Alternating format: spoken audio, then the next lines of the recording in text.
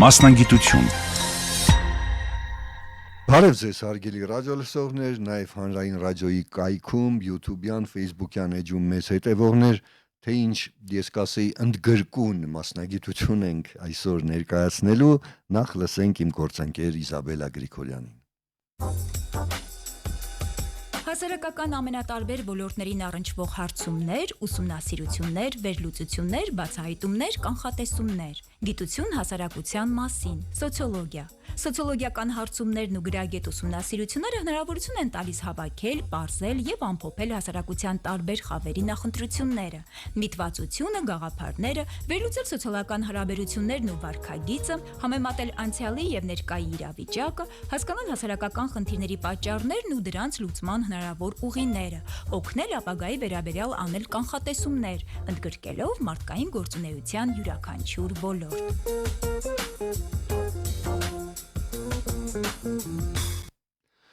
Իմ զրուցակիցն է Խաչատուր Աբովյանի անվան հայկական պետական մանկավարժական համալսարանի կրթության հոգեբանության եւ սոցիոլոգիայի ֆակուլտետի սոցիոլոգիա եւ սոցիալական աշխատանքի ամբիոնի դասախոս Լիանա Բալյանը։ Բարև ձեզ։ Բարև ձեզ։ Լիանա, դե ես բավականին տարիքով եմ ու ես հիշում եմ, դե խորհրդային ժամանակ ընդհանրապես սոցիոլոգիայի մասին խոսակցություն չկար, հա, այսպես գուցե նենց, չգիտեմ, 1000-ից 1 ես ամենայն դեպս չեմ լսել։ Իսկ այ 90-ական թվականներին սոցիոլոգիան հիմնականում հիշում էինք այդ բառը ընտրությունների ժամանակ, Հարուն Ադիբեկյանին երևի, եւ ասենք ամեն ինչ կապվում էր ընտրությունների հետ, եւ սովորաբար մտածում էին, որ սոցիոլոգիան հենց դրա համար է, որ ընտրություններից առաջ կանխատեսեն ով որքան ձայն կհավաքի, եւ կարծիք կար 90-ական թվականներին, որ ով շատ վճարում է, սոցիոլոգիան նրան էլ, ասենք, մեծ թվեր է այսպես խոստանում։ Հետո կարծես թե մի քիչ դա խախտվեց, ասենք, այս վերջի տարիներին, որ սոցիոլոգիան միայն դրանով չի զբաղվում, չգիտեմ, գուցե էլի նույն կարծիքի են այդ սոցիոլոգիայի մասին, բայց այսինքն որ սոցիոլոգիան միայն ընտրություններով չի զբաղվում, արդեն կարծես թե կա այդ կարծիքը։ Այ հիմա ամենայն դեպս այդքան էլ կարծում եմ մարդիկ բոլորը հասարակությունը, բոլոր խավերը չգիտեն ինչի համար է սոցիոլոգը բացի ընտրություններից։ Եվ կուզեի, որ ներկայացնեիք, թե սոցիոլոգը ինչով է զբաղվում բացի դրանից, այ։ Շատ լավ։ Նախ շնորհակալ եմ հրավերի համար եւ այս հնարավորության համար, որ պետք է խոսեմ սոցիոլոգիայի շատ կարեւոր մասնագիտության մասին։ Նախ եւ առաջ ասեմ, որ սոցիոլոգիան գիտություն է հասարակության մասին եւ ուսումնասիրում է հասարակական փոխհարաբերությունները, հասարակական կյանքի տարբեր ոլորտներին առնչվող խնդիրներ։ Ես շատ սիրում եմ սոցիոլոգիան նմանեցնել բժշկության եւ անվանել սոցիոլոգին որպես հասարակության բժիշկ, հա։ Երբ որ այդ տեսանկյունից ենք դիտարկում, սոցիոլոգը այն մարդն է, ով որ ուսումնասիրում է, բացահայտում է խնդիրներ, դա պարտադիր չի լինի ընտրությունների հետ կապված, դա կարող է առնչվել հասարակության ցանկացած ոլորտին։ Բացահայտում է խնդիրներ եւ փորձում լուծման առաջարկներ ներկայացնել։ Այդ առումով ձեզ հետ համաձայն չեմ, որ սոցիոլոգիան հենց պետք է ասոցացնել հարցումներ անելու կամ առավել եւս ընտրություններից առաջ հարցումներ անելու, ներկայումս տիրույթը բավականին լայն է։ Ես այդ կարծիքին չէ, ես ասացի, որ այդպիսի նման պատկերացում կա ընդհանրապես հասարակության մեջ։ Երևի թե այսօր փորձենք փոխել, հա, կամ մի քայլ անենք դեպի փոխելը։ Տեսեք, սոցիոլոգիան այնպիսի գիտություն է, որը որ ընտրություններից ենթադրենք առնչվում ենք, խոսում ենք ընտրությունների մասին, բայց դա չի վերաբերվում զուտ թվեր հաշվելուն, հա, ինչ որ մեկի ռեյտինգը ավելի բարձր է, մյուսի վարկանիշ ավելի ցածր է։ Սոցիոլոգիական հետազոտությունները, նույնիսկ եթե խոսում ենք քաղաքական, հա, գործընթացների առնչությամբ, կարող են բազմաթիվ տարբեր ուղղվածություններ ունենալ, սկսած քաղաքական գործչի իմիջի ձևավորումից, հա, որովհետև ներկայումս եկել են եզրակացության, որ ցանկացած որոշում, ցանկացած ռազմավարություն կառուցելու համար նախ եւ առաջ անհրաժեշտ է կատարել ուսումնասիրություն։ Ուսումնասիրությունները հիմք են տալիս ձևավորելու ճիշտ ուղղություն։ Հիմա երբ որ խոսում ենք քաղաքական գործչի իմիջի մասին, նախ եւ առաջ անհրաժեշտ է հասկանալ հասարակության սպասումները, հա, ենթադրենք քաղաքական գործիչից։ Հասարակական վերաբերմունքը եւ ըստ այդմ ձևավորել, ասենք օրինակ ինչ որ մի քաղաքական գործի իմիջ։ Կարող է առնչվել ցանկացած, հա, բիզնեսում ենթադրենք։ Պետք է գովազդ ենթադրենք թողարկել։ Գովազդի համար նախ եւ առաջ պետք է հասկանալ լսարանի կամ հասարակության սպասումները։ Այստեղ նույնպես գալիս է սոցիոլոգը իր հետազոտություններով եւ փորձում պարզել հասարակական ընկալումները, վերաբերմունքը, սպասումները, ակնկալիքները, ինչպես նաեւ մրցակիցները, հա, եթե կոնկրետ product ենք ուսումնասիրում, մրցակիցները ովքեր են եւ այլն եւ այլն։ Ըստ այդմ բիզնեսին տրամադրվում է որոշակի ուղի, հա, թե ինչպես կառուցել իր բիզնեսը, ինչպես գովազդել, ինչպես առաջ մղել կոնկրետ արտադրանք։ Կարող ենք խոսել ցանկացած ոլորտի մասին, նաև կառավարման ոլորտի, հա,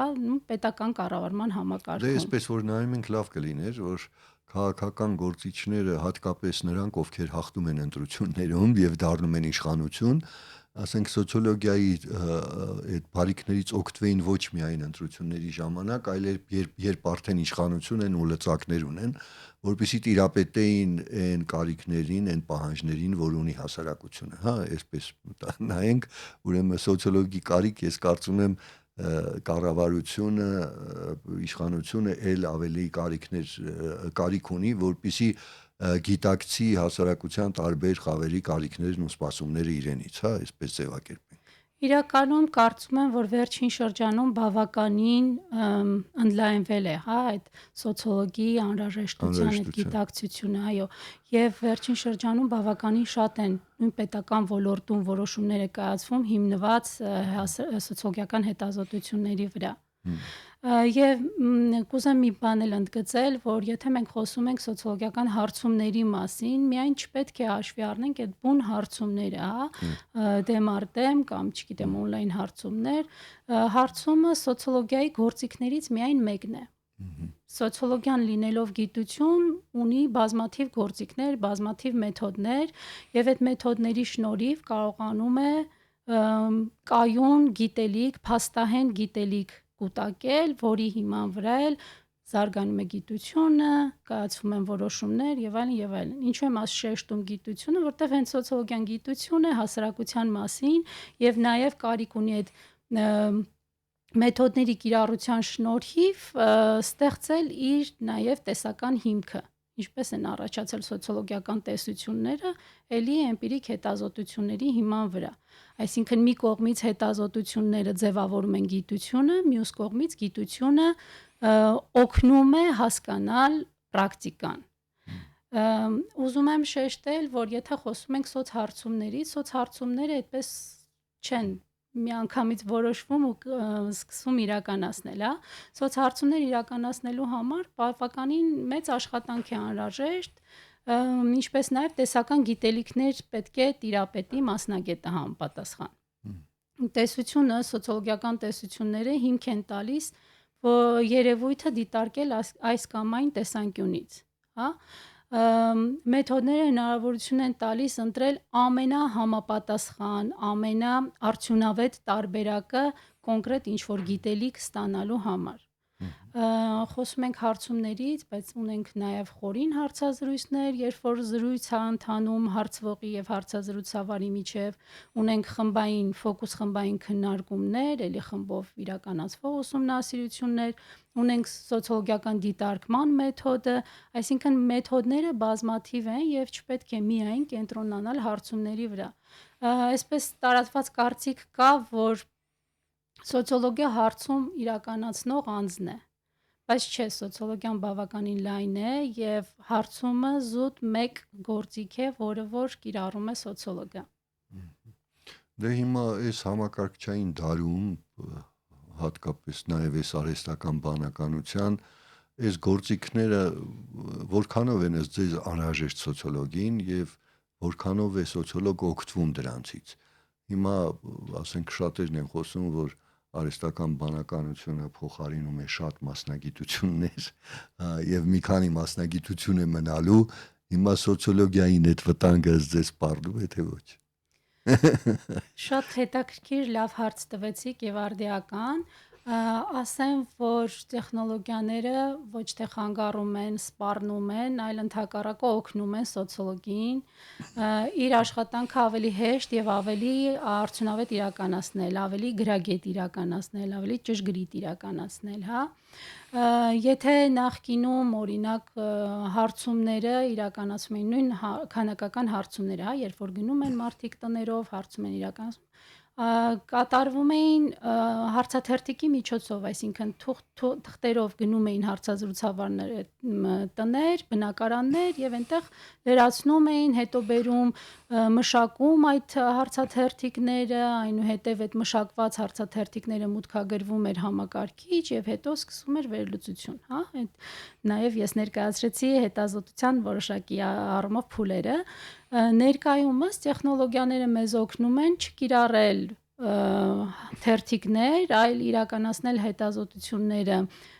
տեխնոլոգիայի կիրառմամբ, այսինքն պլանշետների միջոցով, որը որ մի քանի փուլ կրճատում է այդ հետազոտության փուլերից, այսինքն մենք այդտեղ կարիք չունենք տվյալների մուտքագրման, որտեղ ավտոմատ մուտքագրվում են այդ տվյալները, կարիք չունենք որոշակի ճշգրիտ ստուգումների եւ այլն եւ այլն։ Ուզում եմ ասեմ, որ տեխնոլոգիաները այսօր մեզ օգնում են, սոցիոլոգներին օգնում են ավելի արդյունավետ, ավելի ճշգրիտ տեղեկատվություն հավաքագրել։ Մյուս կողմից, երբ որ խոսում ենք տեխնոլոգիական դարաշրջանի մասին, այստեղ էլի սոցիոլոգիան էլի ուզում եմ շեշտել որպես գիտություն լինելը եւ գալիս է մեզ օգնելու հասկանալ լավ հասարակությունը զարգանում է, ուր է գնում, որտեղից է գալիս, հա։ Համենայն դեպս այս վերջի տարիներին հասարակությունը այնքան արագ է զարգանում, որ մարդը չի հասցնում ֆիզիկապես եւ մտավոր առումով հարմարվել նոր իրողություններին։ Եվ հաճախ որ նայում ենք, ասենք ամենից հեշտ չէ հարմարվում են երեխաները, ավելի երիտասարդները, բայց բոլոր դեպքերում այս իրավիճակը թելադրում է այս հատկապես արհեստական բանականության ի հայտ գալը, երևի նոր գիտելիքներ, չգիտեմ, նոր մոտեցումներ, օրինակ ես մտածում եմ նույն դասախոսների համար էլ կարող է խնդիր լինել, որ եթե ուսանողը օրինակ, չգիտեմ, սոցիոլոգիայում անում է հարցում եւ այլն, դրա փոխարեն արհեստական բանականությանը հարցնի ու գրի ինչ որ կպատասխանեն։ Այդպես շատ բնակավարներում շատ է լինում, հա, եւ չգիտեմ, այդ կույր վստահությունն է լինում, թե ինչը, հա, այնպես որ այդ վտանգը չկա։ Վտանգ միշտ էլ կա, եթե ճիշտ չենք օգտագործում արհեստական բանականության գործիքները։ Տեսեք, սոցհարցումներ առհասարակ հասարակական կարծիքի ուսումնասիրություն անհրաժեշտ է։ Իսկ արհեստական բանականությունը որտեղից է գեներացնում այդ ինֆորմացիան։ Պետքա չէ ինչ-որ միտեղից ներդրվի իր մեջ, որ ինքը հետո երբ որ դու իրան հարց ես տալիս, ինքը կարողանա պատասխանել։ Դե այս առումով ինքը միշտ կարող է սխալվել։ Ինչու եմ ասում, որտեղ վերջո ինչ որ տալիս են, նա դրանց հիման վրա է, չէ, լուծում։ Հիմա եթե մենք վերցնենք, որ նրան դիտմամբ անընդհատ սխալ տվյալներ մատուցենք եւ այլն, իսկ նա օգտվում է նաեւ համացանցից եւ կա, ուրեմն այս հարցերում նա կարող է սխալվել, եթե ասենք նման արհեստական բանականություն է։ Իհարկե կա, ասենք, ուղղություններ վճարովի եւ այլն, հատուկ մասնագիտացված եւ այլն, բայց այսպես կարող է սխալվել։ Այս առումով համաձայն եմ, որ իհարկե եթե նա որպես գործիք չի օգտագործվում, դառնում է ինչ որտեղ վտանգավոր մարդու համար հոգեբանորեն, բայց այստեղ էլ սոցիոլոգիան խնդիր ունի, որ տեսնելու թե մարդը ինչպես է վերաբերվում այս նոր իրողություններին այսօր, չէ, որ նայենք, այդ խնդիրը ունի, թե հասարակությունը ինչպես է վերաբերվում դրան, նույն որ մենք ասում ենք արհեստական բանականություն եւ այլն, որքանով է օգտվում, ճիշտ, սխալ եւ այլն։ Տեսեք, տեխնոլոգիաների զարգացումը, արհեստական բանականության հենց ներմուծումը բացել են նոր տիրույթներ սոցիոլոգիայի ուսումնասիրության համար, հա։ Եթե տարիներ առաջ մենք չէինք էլ կարող պատկերացնել հեռավար աշխատանքը ինչ է իրենից ներկայացնում, ներկայումս մենք բախվում ենք մի իրավիճակի հետ, երբ որ մարդը կարող է Հայաստանում օրինակ նստած աշխատել օրինակ ամերիկյան ինչ-որ մի գրասենյակի համար, հա։ Եվ այստեղ անհրաժեշտ է հասկանալ աշխատանքի բնույթը ինչպես է փոխվել։ հա եթե դիտարկում ենք սոցիոլոգիան որպես գիտություն, որն ուսումնասիրում է նաև աշխատանքային փոխհարաբերությունները, աշխատողի վարքը, աշխատող գործատու փոխհարաբերությունները եւ այլն, այստեղ արդեն ունենք նոր իրավիճակ, հա, եւ հերավար աշխատանքի դեպքում մենք ունենք նոր պայմաններ, նոր ուսումնասիրության տիրույթ։ Այսինքն, ինչքան էլ հասարակությունը զարգանում է, ինչքան էլ նորամուծություններ են լինում, սոցիոլոգիան հենց այն գիտությունն է, որը որ եկել է ուսումնասիրելու այդ փոփոխությունները։ Նույն 19-րդ դարում, երբ որ սոցիոլոգիան դարձավ գիտություն, հա, ձևավորվեց որպես գիտություն, եկել էր պատասխանելու այն հարցին, թե ինչպես է փոփոխվում հասարակությունը, որովհետև այնտեղ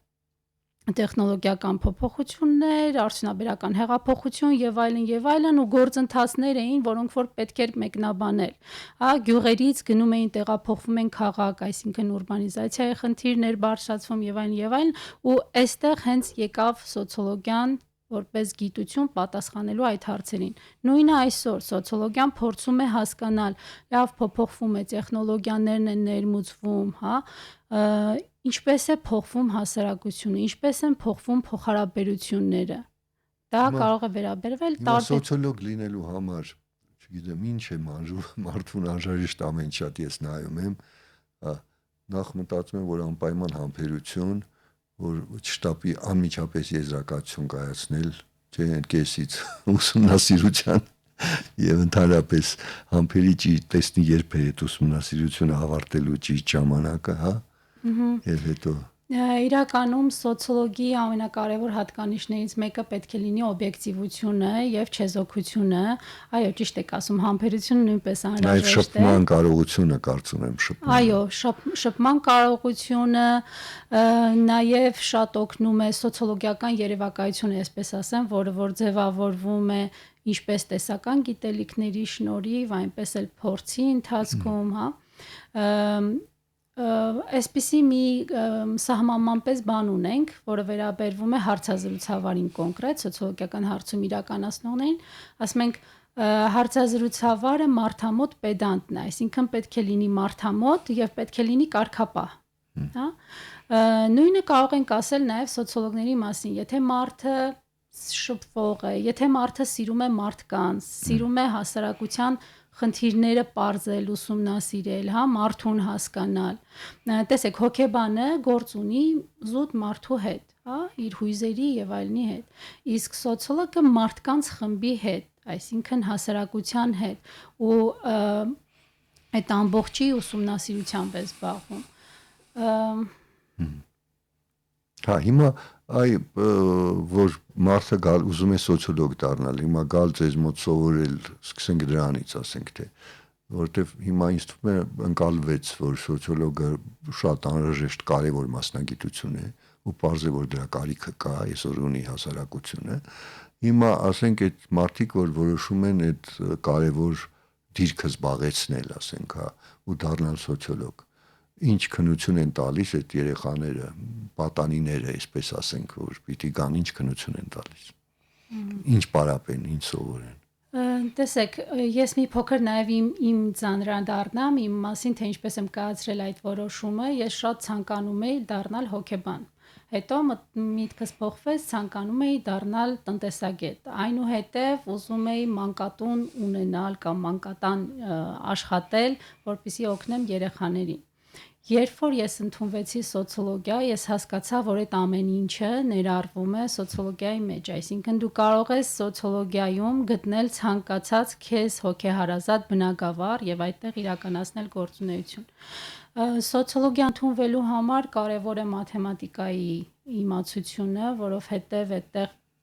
մաթեմատիկան ոչ միայն հաշվարկներում է օգնում, այլ նաև մտածողությունը, հա, տրամաբանական, այդ շարունակականությունը, հա, տրամաբանական հաջորդականությունը հասկանալու համար։ Նաև օտար լեզու պետք է հանձնեն դիմորդները, որպեսզի ընդունվեն համալսարան։ Մենք այստեղ Մանկարոշական համալսարանում ունենք նաև հեռակա կրթության հնարավորություն, երբ որ ուսանողները արդեն շարունակական կրթությամբ կարողանում են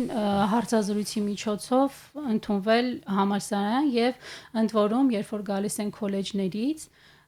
կարողանում են հարցազրույցով ընդունվել երկրորդ կուրս հեռակայի իհարկե։ Այդ հնարավորությունը նույնպես ունենք։ Թե ինչ առարկաներ են ուսումնասիրում սոցիոլոգիայում, դա արդեն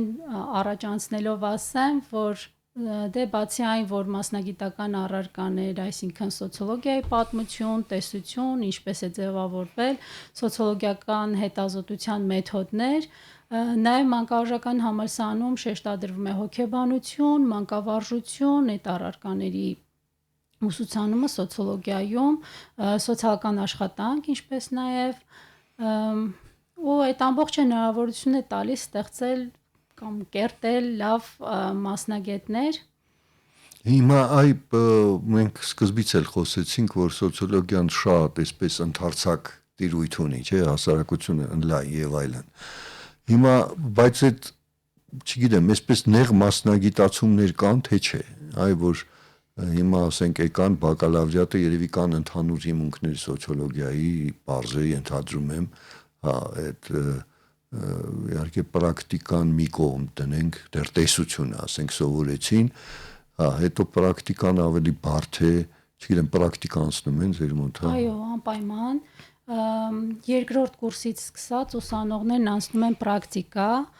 երկրորդ, երրորդ, չորրորդ կուրսերում, բակալավրիատում, ինչպես նաև մագիստրատուրայում։ Պրակտիկան հիմնականում անցկացվում են հետազոտական ընկերություններում, ուսանողները գնում են հենց տեղում, ծանոթանում, թե ինչպես են տարբեր հետազոտական կենտրոններ իրականացնում ուսումնասիրություն, իրենք էլ մասնակցում են տվյալ պահին այդ կազմակերպությունում իրականացվող հետազոտություններում, որտեվ այսպես է, հետազոտական կենտրոնները իրենք մեկ ուղղությամբ չեն կամ մեկ հետազոտությամբ չեն, զբաղված, տարբեր տիպի ուսումնասիրություններ են իրականացնում եւ կախված նրանից, թե պրակտիկան որ ժամանակահատվածում կլինի, ինչ հետազոտության կմասնակցեն ուսանողները տվյալ հիմնարկում։ Բացի հետազոտական ընկերություններից նաև հասարակական կազմակերպություններում են մասնակցում։ Ես իմ ուսանողներին նաև տարել եմ սոցիալնախարարություն, հանդիպում են ունեցել փոխնախարարների հետ, նաև շրջել են համապատասխան բաժիններով, զբաղվածության բաժին եւ այլն եւ փորձել հասկանալ, թե կոնկրետ նախարարությունում ինչով են զբաղվում։ Մեր սոցիալական աշխատողները պրակտիկան անցնում են միասնական սոցիալական ծառայություններում եւ այլ սոցիալական աշխատանք իրականացնող կառույցներում, որտեղ որ էլի գնում, տեսնում են ինչպես են իրականացնում, իրենք էլ մասնակից են լինում։ Հիմա եկանք նրան, թե այս կրթությամբ որտեղ պիտի աշխատեն, ասենք, այս մասնագետները, այսպես որ նայում ենք, ուրեմն այդ սոցիալական այդ կենտրոնները, որ գնում են պրակտիկայի, Հայաստանում շատ են, կան թե չկան, ինչ վիճակ է, թե դուք մանեք փնտրում եք որ գնան, ինչ վիճակ է դա։ Իրականում կենտրոնները կան, շատանում են աստիճանաբար, բացի հետազոտական կենտրոնները, սոցիոլոգները կարող են, սոցիոլոգիան ավարտած շրջանավարտները կարող են աշխատել պետական կառույցներում, կառավարման համակարգում, շատ են լինում շրջանավարտներ, որոնք որ միջազգային կառույցներում են աշխատանք գտնում, այնտեղ մոնիտորինգի եւ գնահատման մասնագետ կարող են լինել,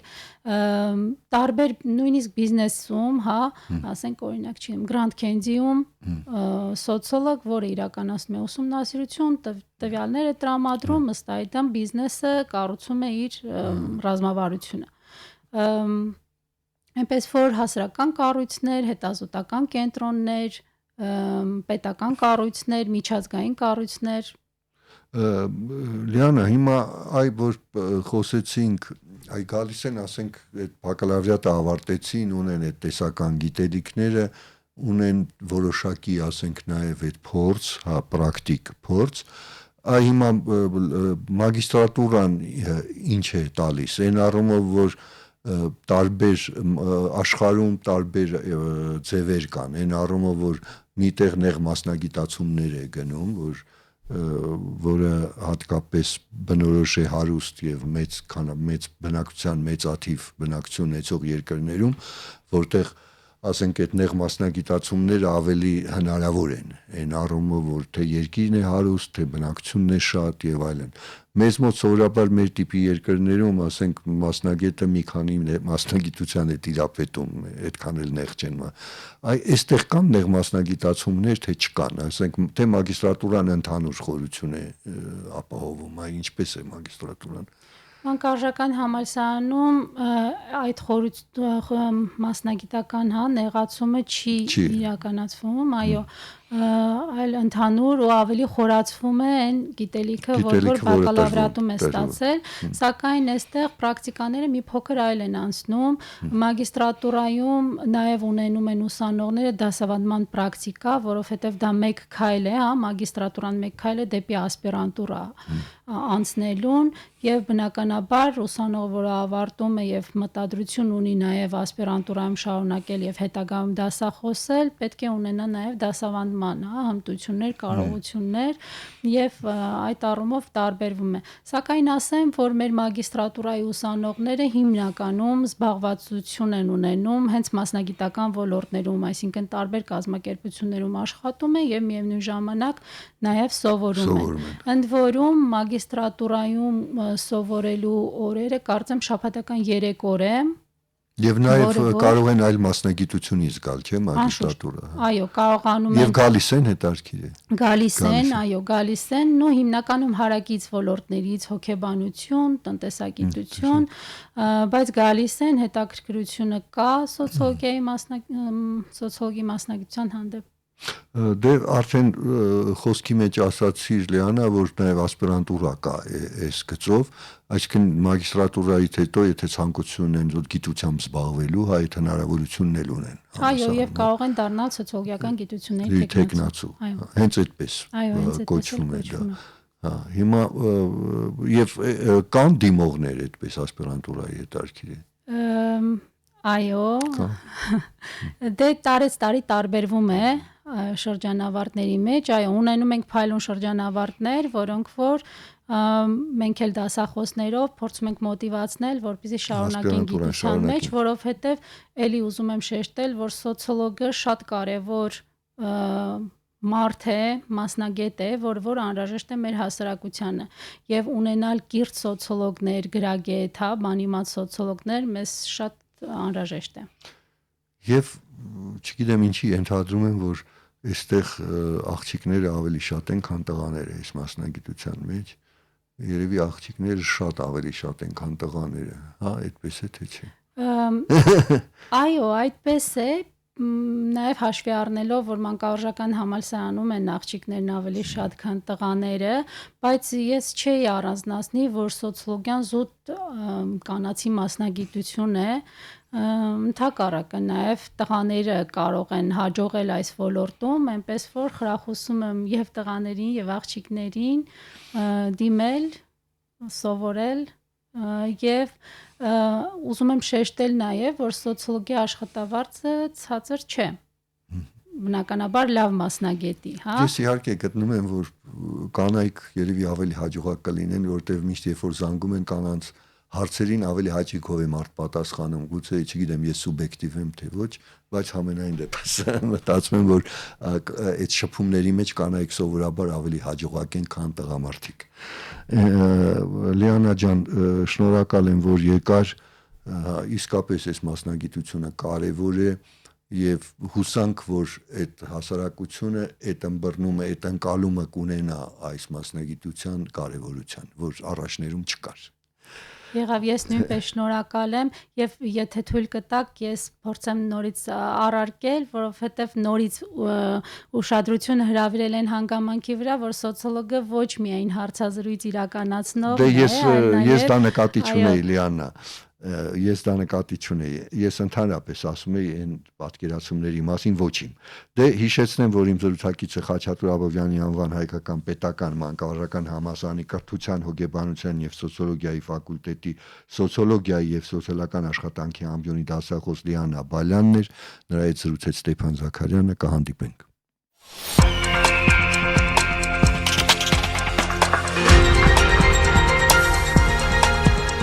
Մասնագիտություն